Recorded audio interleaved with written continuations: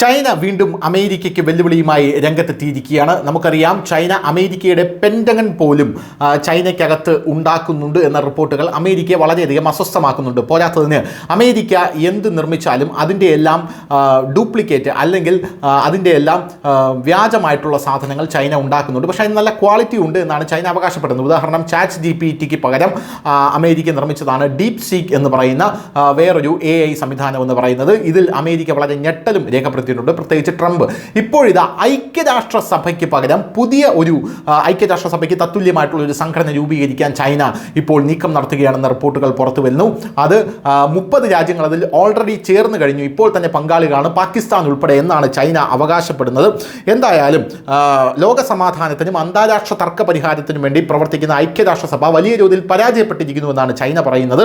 ലോകത്തിൻ്റെ വിവിധ ഭാഗങ്ങളിൽ പ്രത്യേകിച്ച് പലയിടങ്ങളിലും നടക്കുന്ന സംഘർഷങ്ങളും അത് പരിഹരിക്കുന്നതിനുള്ള ഫോർമുല നൽകാനും ഇതുവരെ ഐക്യരാഷ്ട്രസഭയ്ക്ക് കഴിഞ്ഞിട്ടില്ല. ചില രാജ്യങ്ങൾ കൂടുതൽ സ്വാധീനം ചെലുത്തുന്നതിൽ അമർഷവും ചൈനയ്ക്കുണ്ട്. ഇത്തരം സാഹചര്യങ്ങളിൽ ഏഷ്യയിൽ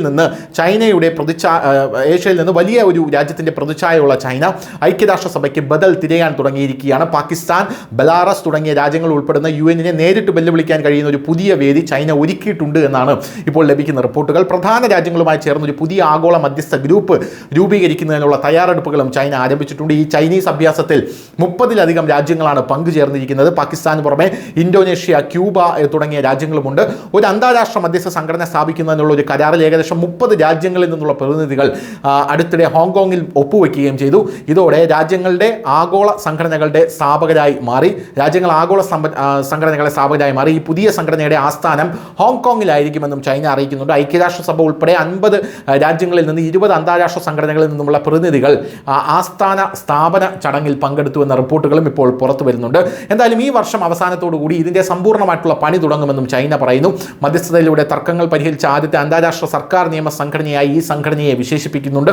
ഐക്യരാഷ്ട്രസഭയുടെ ചാർട്ടറിൻ്റെ തത്വങ്ങൾ സംരക്ഷിക്കുന്നതിനുള്ള ഒരു പ്രധാന സംവിധാനമായിരിക്കും ഈ സംഘടന എന്നും ചൈന അവകാശപ്പെടുന്നുണ്ട്. News desk, news India Malayalam.